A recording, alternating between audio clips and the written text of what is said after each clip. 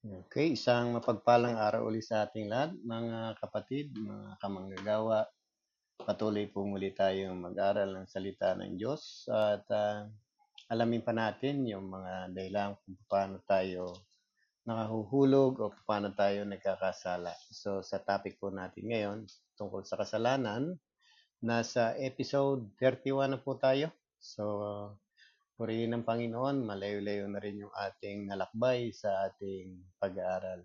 So last meeting, pinag-usapan po natin kung sino yung umaalipin sa kasalanan. At napansin natin dito sa ating pinag-aralan, sabi ng Panginoon, pakatandaan ninyo, ang gumagawa ng kasalanan ay alipin ng kasalanan. So napag-usapan natin kung paano tayo tinutukso ng Diablo at ano yung dahilan, paano tayo nagkakasala. Yung pala ay sa mga pamamaraan ng Diablo sa atin, sa sangkatauhan. At napansin natin na merong tatlong sistema yung Diablo para tayo ay mahulog sa kasalanan. Una, yung mga pagnanasa ng pita ng laman. So napag-usapan natin ang napakahabang listahan ng mga bagay na mga gawa ng laman. At mapapansin natin doon ay kapag ginagawa daw natin ayon sa Galatians 5:19-21, ang mga gumagawa ng ganung bagay ay hindi makakapasok sa kaharian ng Diyos. So yung mga gawa ng laman ay isang nagiging dahilan kung paano tayo hindi rin makakapasok sa kaharian ng ating Panginoon dahil tayo ay nagkakasala. Yung mga gawa ng laman ay nagiging kaaway ng Diyos. Kaya nga sa atin, ang sistema ng Diablo para tuksohin tayo, ginagamit niya yung lust of the flesh para tuksohin ang mga tao. At napakaraming tao po ang nahuhulog pagdating sa sistema ng Diablo na yan. At yung pagnanasa ng paningin, marami ring tao nagkakasala sa pamamagitan ng kanilang mga mata. At marami ring nahuhulog sa kasalanan dahil sa mga pagnanasa ng ating mata. At lalo higit yung kapalalawan sa buhay. Yung mga taong mapagmataas, yung mga taong may mga pride. So ito po yung mga na-influensya ng Diablo. Kaya nga sa atin, ang Biblia ay napakagandang aklat para makita natin kung paano at sino ba yung umaalipin sa ating para tayo ay magkasala. So nakita natin, sabi ng Panginoon, ang gumagawa ng kasalanan ay alipin ng kasalanan. So sa episode 31 na ito, mapapansin natin dito kung sino yung pinagmumulan ng kasalanan. Kasi may talinhaga po ang Panginoon na binanggit dito sa sa Mateo chapter 13, 24 to 25. Ang sabi po ng Panginoon dito, nagsalaysay muli si Jesus sa kanila ng isa pang talinhaga. Sinabi niya, ang kaharian ng langit ay tulad ng isang taong naghasik ng mabuting binhi sa kanyang bukid. Isang gabi habang natutulog ang mga tao, dumating naman ang kanyang kaaway, nagasik ng mapanirang damo sa triguhan at saka umalis. So kung mapapansin natin dito, ang sabi ng Panginoon, ang kaharian ng langit ay katulad ng isang taong naghasik ng mabuting binhi sa kanyang bukid. So yung mga taong pinaghaharian po ng Panginoon dito, ito po yung nahasikan ng mga mabuting binhi. Kaya nga kung mga tao ay pinaghaharian ng Diyos sa panahon natin ngayon, ay ito po yung nakareceive ng mabuting binhi o yung mabuting salita ng ating Panginoon. Kaya nga kung gusto nating pagharian tayo ng Panginoon, so ang Biblia po ay maliwanag na nagbibigay sa atin ng instruction kung paano tayo makapamuhay ng matuwid sa harap ng ating Panginoon. At ang sabi rito, kung merong taong naghahasik ng mabuting binhi sa kanyang bukid, ito'y walang iba kundi ang ating Panginoon. Unang naghasik ng mabuting bagay o ng mabuting binhi sa sanlibutan ito ay walang iba kundi ang ating Diyos, ang ating Panginoon. Kaya nga nung dumating siya rito sa sanlibutan ito, ang itinanim niya sa atin ay yung mga mabuting bagay para tayo ay pagharian ng ating Panginoon. Kaya nga doon sa mga taong nakarinig ng salita ng Diyos, kino-consider silang mabuting binhi at laging nakapangako sa mga taong gumagawa ng mabuti o yung mga pinag-aharian ng Diyos, kabilang sila sa kanyang kaharian. So tandaan natin ang Panginoon nung siya ay nagkatawang tao, nung siya ay naghasik ng mabuting binhi rito, meron din siyang tinatawag na bukirin. Ito yung daigdig na ito, meron din siyang pinag-aharian sa daigdig nito. Ibig sabihin, naka-establish din siya ng kanyang kingdom dito sa lupa, na ito yung walang iba kundi ito yung kanyang katawan o yung kanyang body, kanyang church. So ito yung kanyang kingdom dito sa sanlibutan. So sa sanlibutan, merong dalawang nagahari.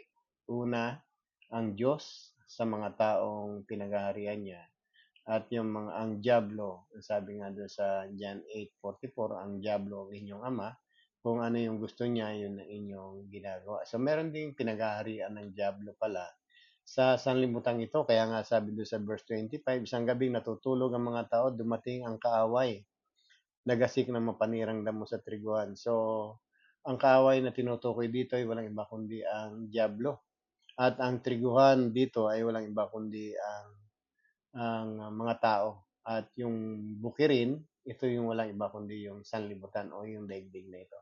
Kaya nga sa atin, kabilang po ba tayo doon sa mga taong pinag-aharian ng damo at tinuturing ba tayong trigo sa bukirin ng ating Panginoon? So tingnan natin ang sinabi rin ng Panginoon kung sino yung mga bukirin. Sabi sa verse 38, ayon sa talinhaga ng Panginoon, ang bukid ay ang daigdig, ang mabuting binhi ang mga taong kabilang sa karian. So kung titingnan natin, ang sanlibutan o ang daigdig pala ang tinutukoy ng Panginoong Hesus na bukid o yung bukirin. At ang mabuting binhi ay yung mga taong kabilang sa kaharian ng Diyos. So paano ba tayo mapabilang sa kaharian ng Diyos at paano ba tayo magiging bahagi ng bukirin ng ating Panginoon o ng kaharian ng ating Panginoon? So dapat sana tayong mga tao ay nakikinig o natataniman ng mabuting binhi. So ang mabuting binhi dito na tinatanim sa atin ay yung mga salita ng Diyos para tayo ay pagharian ng ating Panginoon. So dapat tayo pala ay hindi lamang namumuhay ayon sa mga laman o makalamang bagay. So kung titingnan natin, ang sabi doon sa verse 39, ang kaaway na naghasik ng damo ay walang iba kundi ang diablo at ang pag-aani ay ang katapusan ng daigdig. So kung titingnan natin dito, ang sabi ng Panginoon, habang isang gabi habang natutulog ang mga tao, dumating ang kanyang kaaway at nagasik ng mapanirang damo sa triguan. So kung titingnan natin, ang diablo ang nagtatanim ng mga ng masasama sa sanlibutan ito at ang Panginoon o ang Diyos mismo ang nag-aasik ng mabubuti sa daigdig na ito. Kaya nga sa atin, kung tayo mga taong pinag-aharian ng Diyos, alam natin yung mga ginagawa natin. Ito yung mga bagay ukol sa spiritual. At kung tayo naman ay pinag-aharian ng Diablo, ang ginagawa natin ay mga ukol sa laman. So makikita natin ang gawa ng laman at ang gawa ng espiritu. So nakikita natin last meeting, pinag-usapan natin yung napakaraming listahan ng magawa ng laman. At ang bilin din ni Paul sa mga taga-Roma nung siya sumulat sa Roma, sabi rito sa chapter 8, verse 5 to 8, ang sabi rito, sapagkat ang mga namumuhay ayon sa laman, ang sabi, ayon sa hiling ng laman, ay nahuhumaling sa mga bagay na ukol sa laman. Ngunit ang namumuhay ayon sa patnubay ng Espiritu ay nagsisikap ukol sa mga bagay na espiritual. So, sa sanlibutan o sa bukirin, mapansin natin, o sa daigdig na ito, sabi ng Panginoon ay sa kanyang talinhaga. Kung tayo ay namumuhay ayon sa laman, ay ang bibigyan natin ng pansin ay mga bagay tungkol sa laman. Sabihin, ano ba yung mga bagay ukol sa laman? Ito yung mga bagay lang na para bang mag, magpapaligaya sa ating flesh o para bang masasatisfied lang natin yung flesh natin at hindi natin hinahanap ang mga bagay ukol sa spiritual. Pag sinabing ukol sa spiritual, ito yung mga bagay tungkol sa ating Panginoon sa may kinalaman sa spiritual na pamumuhay natin. So tandaan natin na kung tayo ay namumuhay ayon sa laman, hindi tayo kalulugdan ng ating Panginoon. At ang sabi nga rito sa verse 5, kung tayo namumuhay ayon sa spiritual, ang pinagsisikapan natin yung mga bagay na spiritual. Tulad po nitong ginagawa natin. Yung ginagawa natin na ito ay pagsisikap ng mga bagay ukol sa spiritual na bagay. Kaya nga kung po tayo ay nag-aaral ng salita ng Panginoon o naghahatid ka ng salita ng Panginoon, ito pa yung mga spiritual na gawain. Yung nagpupuri ka sa Panginoon, nakikinig ka sa Panginoon, meron kang plano na maglingkod sa Panginoon. Ito po yung mga bagay na spiritual. Kaya ang pinagsisikapan natin ito, ang Diyos mismo ang nakakakita sa atin ng mga ginagawa natin na ito. At kung tayo po ay patuloy na nagsisikap ng mga bagay ukol sa spiritual, so ang Diyos lamang po ang nakakita niyan sa atin. So obviously na kung makita man tayo ng tao, pwedeng punahin pa rin tayo ng tao, sabihin hindi tayo totoo. Pero kung mapapansin natin, kapag sinabing spiritual, ang Diyos po ang pinag-uusapan natin dito.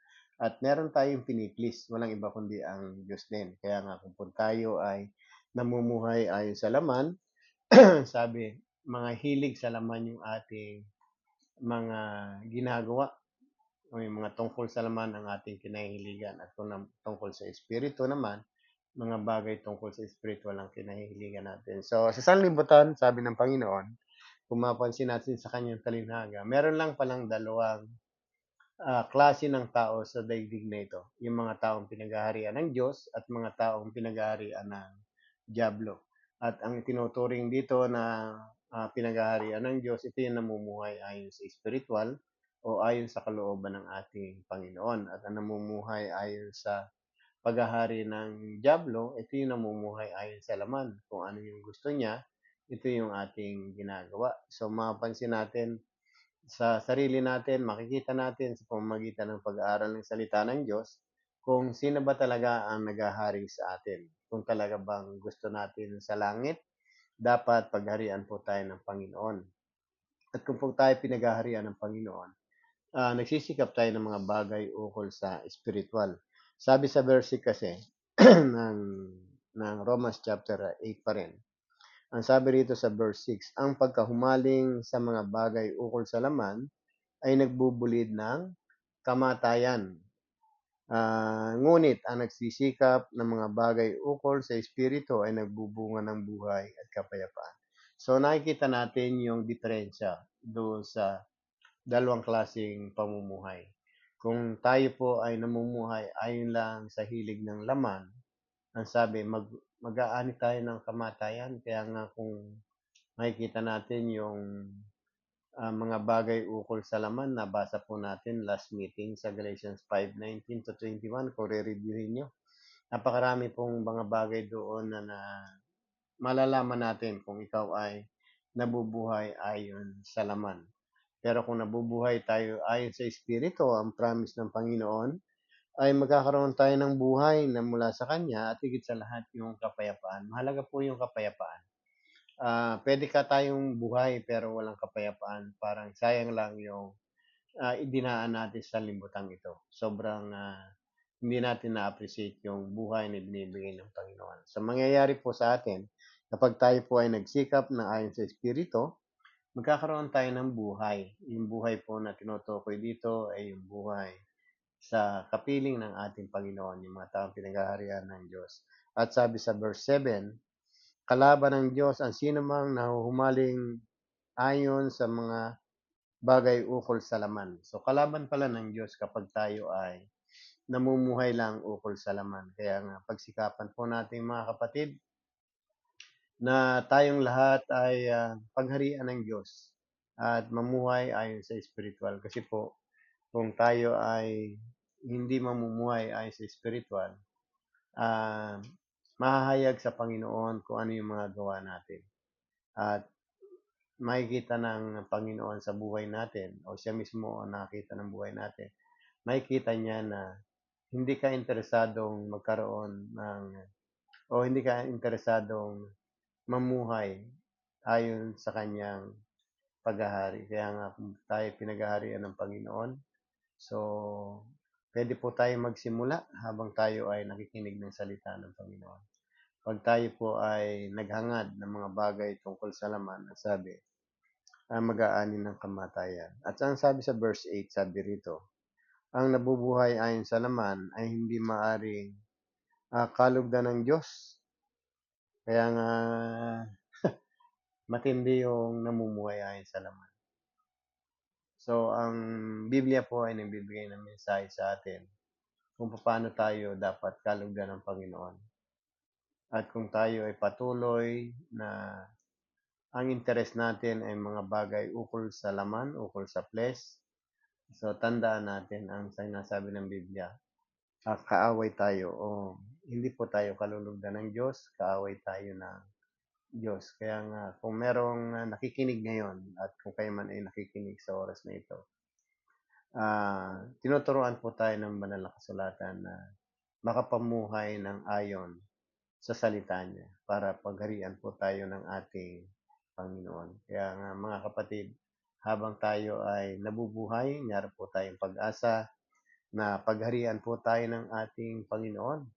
Kaya nga kung tayo paghaharian na niya, tayo ay mapapabilang sa kanyang kaharian at may tuturing tayong mabuting binhi sa kanyang bukirin. Kaya nga kung tayo mga tao ang tinutukoy dito ng mga nakatanim sa bukirin, tayo ba ay yung mga taong aanihin ng Panginoon pagdating ng takdang panahon? Alam natin kapag tayo ay may isang rice field, kapag hinarvest po natin yung rice field, ang kinukuha po lang natin yung butil, yung binhi, yung mga bunga.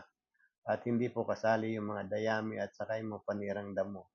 Bagamat sila ay parehas na sa rice field, so isesegregate yan ng ating Panginoon. At ang sabi nga, yung mga butil ay dadalhin niya sa kamalig. Alam niyo ba, may talinhaga ang Panginoon sa Matthew chapter 3. Nung dumating siya rito sa sanlibutan, ipinangaral ni John the Baptist. Sabi ni John the Baptist dito sa Mateo na sa pagdating ng Panginoon, ang sabi niya, sa verse 12, ang sabi rito, kasi ang tinutukoy ni John the Baptist dito ay ang ating Panginoon. Sabi rito, hawak niya ang kalaykay at upang alisin ang dayami. Titipunin niya sa kamalig ang trigo, ngunit ang ipa ay susunugin sa apoy na hindi mamamatay kailanman.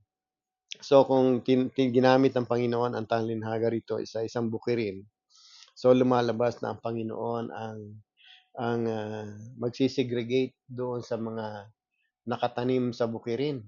Kung ang nakatanim dito ay masamang damo o yung mga ipa o yung mga dayami. So ang mangyayari pala sa dayami ay susunugin sa apoy na hindi namamatay. So nagre-represent ito ng hell. At yung mga trigo, yung mga mabuting binhi, titipurin niya sa kamalig. Yung kamalig ay nagre-represent ito ng kanyang kaharian o nung kanyang langit. Kaya nga, kung titingnan natin dito, may authority pala para tayo ay dalhin sa kamalig o sunugin sa apoy ay walang iba kundi si Jesus na tinutukoy ni John the Baptist na may hawak na kalaykay. Kaya nga sa atin, kung tayo ay nakikinig ng salita ng Diyos at sinabi ng Panginoon, yung tungkol sa talinhagang ito, tungkol sa kanyang bukirin. So sana ang goal natin ay pagharian tayo ng ating Panginoon at mapabilang tayo sa mga trigo o yung mabuting binhi para isama tayo sa kanyang kamalig. At kung tayo ay patuloy maimpluwensya ng mga panirang damo, ang mangyayari sa atin ay susunugin tayo at ihahagis apoy na hindi namamatay kailanman. So, mga kapatid, ito ay isang babala ng Panginoon sa mga tao sa sanlibutan ito na kung hindi tayo paghaharian ng ating Panginoon dahil sa kasalanan, tayo po ay mapapahamak. Kaya nga kung tayo ay ah, may nangangaral sa atin ngayon, may naghahatid sa atin ng mabuting balita ngayon, ang intention ng mga tao na yan ay may tanim sa atin yung mabuting binhi o yung salita ng Panginoon upang tayo ay pagharian ng ating Diyos. Paano ba nagsisimula na tayo pagharian? So, merong isang marunong na tao na tinatawag na si Nicodemo. Siya isang pariseyo nagtanong sa ating Panginoon para pagharian siya ng Diyos. So, sabi rito ng Panginoon sa John chapter 3 verse 5, sinasabi ko sa inyo, maliban na ang tao ipanganak sa tubig at espiritu, hindi siya paghaharian ng Diyos. So, ang kailangan pala natin para tayo ay pagharian ng Diyos ay yung isilang tayo sa tubig at espiritu. So, bakit ganito yung sinabi ng Panginoon? Kung titingnan natin kung ang pagbabasihan ay pananampalataya, hindi po sapat yung pananampalataya para pagharian tayo ng Diyos.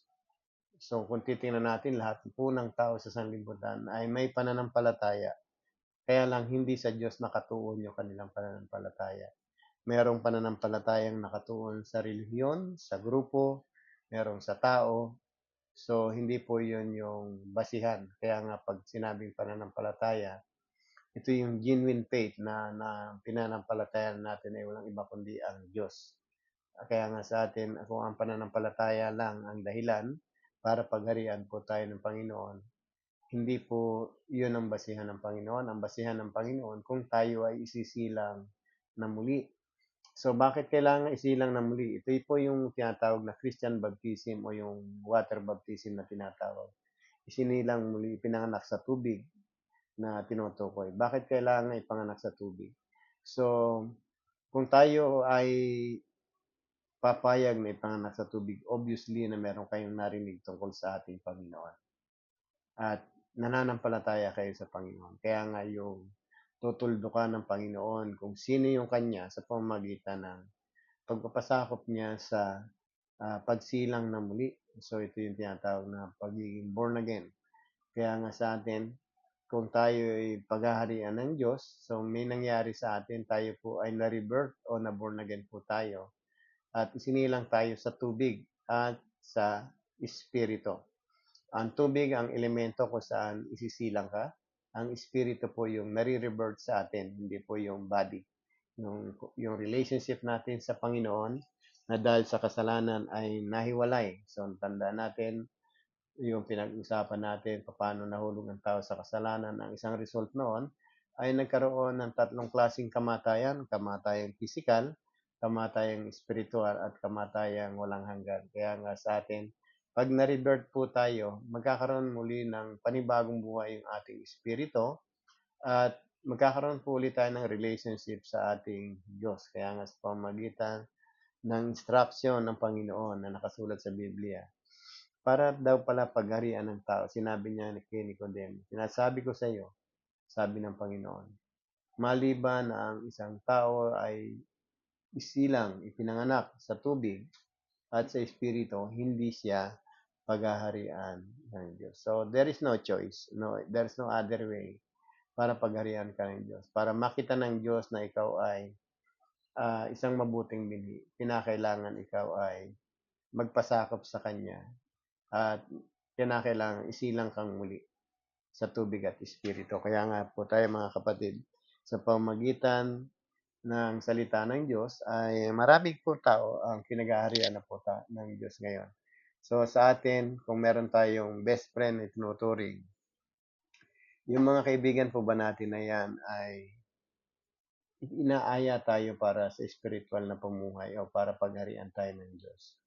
O yung best friend na tinuturing natin ay hinihikaya tayo na mamuhay ayon sa laman lang. Kaya nga mga kapatid, kung may tuturing nating kaibigan tayo o kaibigan tayo ng ating mga kaibigan, hindi po sana tayo nila hinihila sa mga bagay na ukol sa laman para tayo ay magkasala. but instead, hinihila niya tayo para sa mga spiritual na gawain o sa spiritual na pamumuhay para pagharian po tayo ng ating Panginoon. Kaya kayo mga nakikinig ng salita ng Diyos, ah, pinakikita niyo sa Panginoon sa oras na ito na kayo ay nagsisikap ng mga bagay na ukol sa Espiritu para pagharian tayo ng ating Panginoon.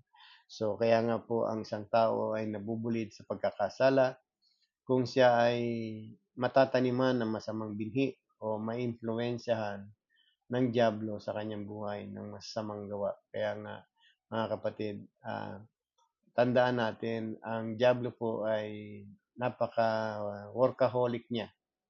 Talagang kung magtrabaho siya para magkasala ka day and night, hindi siya titigil hanggat hindi ka nabubulid sa pagkakasala. Kasi alam niya kapag kayo ay nanampalataya sa Panginoon, hindi na niya tayo paghaharian. At kung tayo ay pinaghaharian na ng Panginoon, magdo-double time pa siya para ikaw ay ayain sa mga gawang hindi ba nakakalugod sa ating Panginoon.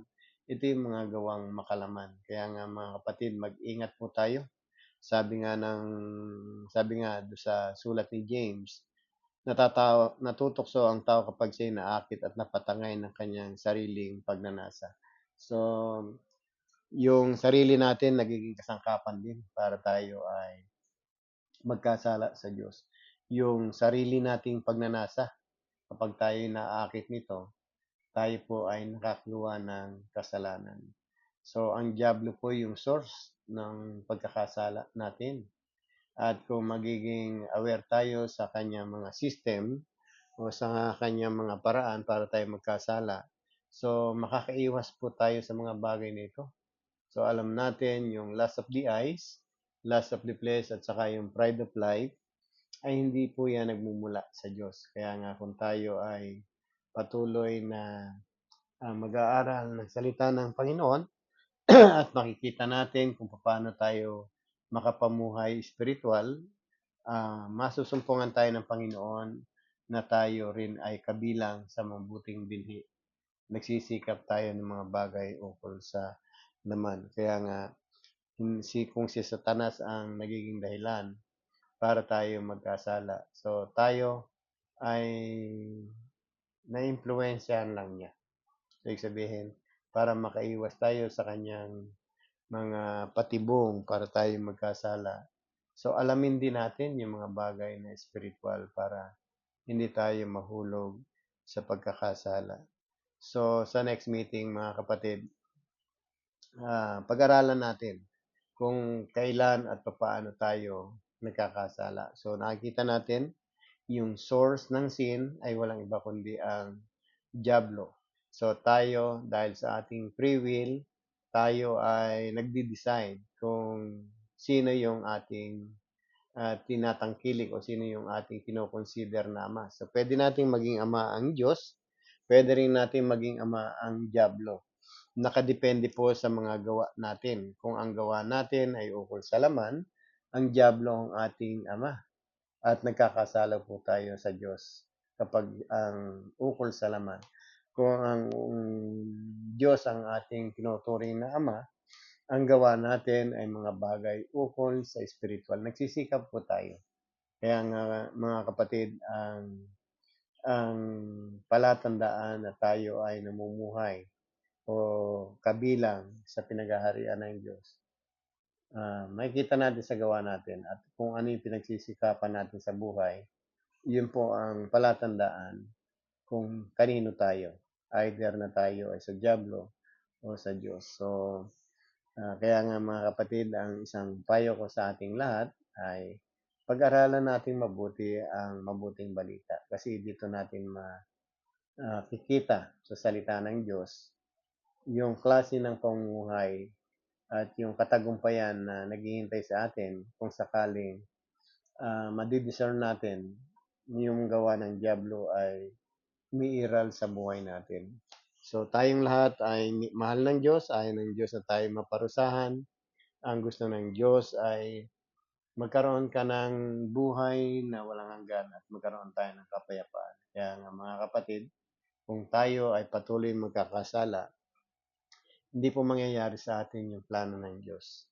So, sa next meeting, alamin natin kailan at paano ba tayo nagkakasala. So, pag-usapan po natin yan sa susunod mga kapatid.